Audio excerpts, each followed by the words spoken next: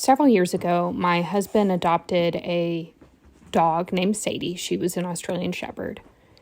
And at the time, he was working a job that required him to be away from home a lot.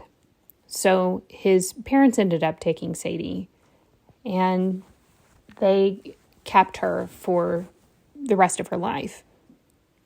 Sadie passed away over the summer, and when my mother-in-law asked me to paint a memorial painting for her, I said that I would. But then I wondered, what did I want to do? This is the third memorial piece that I have made. The first was for one of her dear friends that lost their cat. My sister-in-law asked me to paint a portrait of a beagle for a friend who had lost hers a few years ago. They were very sweet paintings, but they were fairly illustrative, so they looked more cartoon-like than they did realistic. My mother-in-law wanted a small memorial. I had a 4x4 canvas that I thought was perfect. You know, the nice thing about small paintings is that you can easily tuck them into bookshelves, you can set them onto buffets, you can put them on desks. They don't take up too much room. And I knew that when I was planning this memorial piece, more than anything, I wanted it to look more real. I decided that I was going to focus on a portrait. And I wanted it to be happy, so I needed the colors to reflect that too. Sadie had been a black tri Australian, so I knew the color palette that I would be working with was going to be pretty simple. And I wanted that warm, happy background color because Sadie was a happy girl. So I went with yellow. I chose saffron yellow because it's nice and sunny and warm. I did think about working with oils for this painting, but I ultimately decided that the dry time was not something that I was going to be able to accommodate with this specific piece. I did consider oil because of the way that light reflects in oil paint, and that's not really something that happens with acrylics.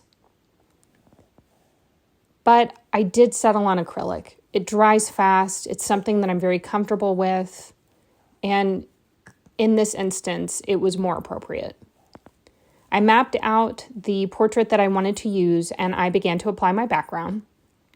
The paint that I used, saffron yellow, is semi-opaque, so it really needed two coats. And then I had some off-white paint, and I mixed it with antique gold in the corners to give the impression of light. I have also found that when you add more color to background, it adds more visual interest to a painting than if you just do a solid color. And brush strokes also add visual interest. Working on this memorial piece, it was really hard not to think about Sadie. Sadie Sue was such a sweet girl. My husband had adopted her. She lived with him for a little while. But she really loved living with my in-laws. My mother-in-law loves to tell stories about how devoted Sadie was to our niece, and that when she was a baby, she would rarely leave her side. My mother-in-law talks about how often Sadie would even sleep in front of the crib when my niece was taking her naps. I didn't know that Sadie. I met Sadie in 2020, and she was older, but she was always happy to say hello. You know, I think that Aussies are just the best dogs. I've had two. I had a red Merle who passed away in 2021. He had leukemia, and it was very unexpected. And we got our second Aussie that same year, a black tri female named Holly. When I start a painting, I always panic a little bit. What if I decide halfway through that I don't like it? What if I get too stuck in my headspace, too wrapped up in the way that I think a line looks? There have been times where I get so frustrated making a piece of art that I just have to stop and walk away from it. And I wanted this memorial piece to be something that I enjoyed. And the only way that I could think to do that was to create a mental grid. Some artists will draw physical grids on their paintings, and I like mental grids. it gives me a place that I can start from, like an ear, and I can work my way into different areas of the painting from there. Sometimes I do this with color. So when I was working on this painting, I thought a lot about the color that I wanted to start with. And I decided to choose black because it takes up so much real estate of the portrait. You know, Australian Shepherds are one of the most popular breeds in the United States. And if you've ever been around one, it's really easy to understand why.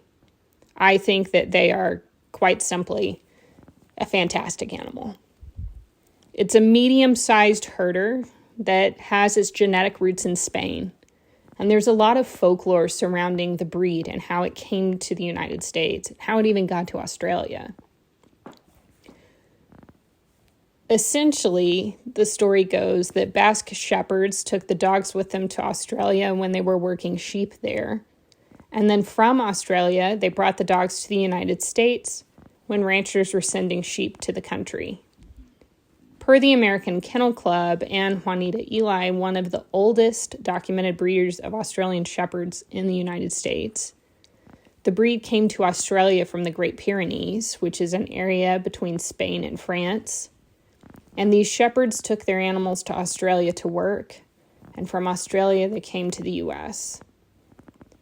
But why do we associate these dogs with Australia instead of with Basque? While Australian sheep have softer wool, they dominated the industry, per William Douglas, who's a director of Basque Studies at the University of Nebraska.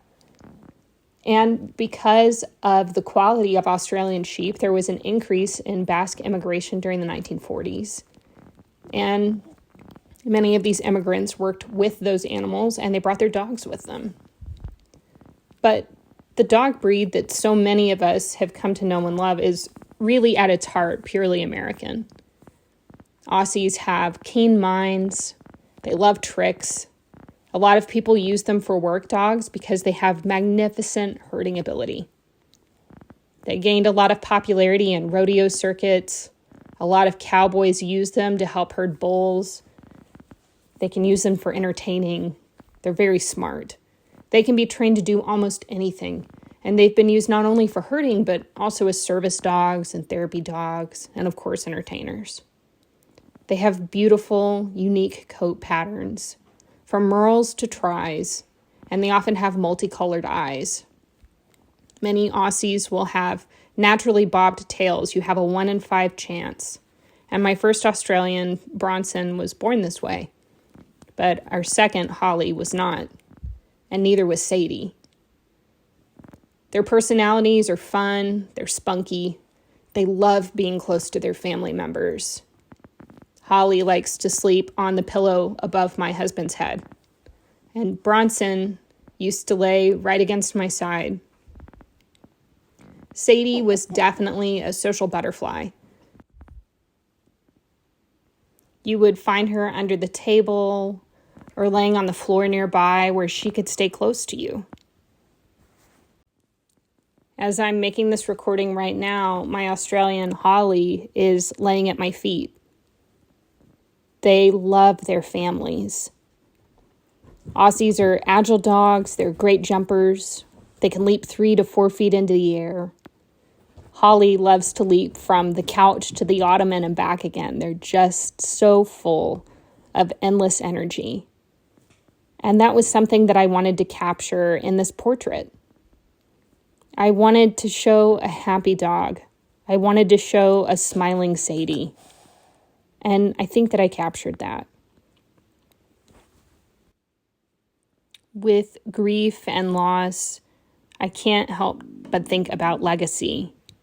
And when I think about Sadie's legacy, I think about how much love she brought into our family, how she was so loved by the people who encountered her, how she was just so sweet, and how much having this very small memorial piece will mean to my mother-in-law.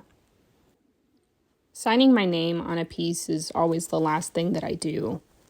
And if it is a piece of art that is going to someone that I know or someone that I'm close to, I usually just put my name. If it is a piece that's going out into the world, I'll usually put my name and my year that I finished the painting. In a way, this piece of art continues to give and give because it is also the base that I used to create a piece of art for a dog training business here in town. And they work a lot with dogs from the shelter, teaching them how to be better behaved, how to understand commands from people and expectations, and that makes them more adoptable. And I love that Sadie, who was an adopted dog, now has her face associated with a business that gives back to other dogs. And I think that that's a really, really good legacy.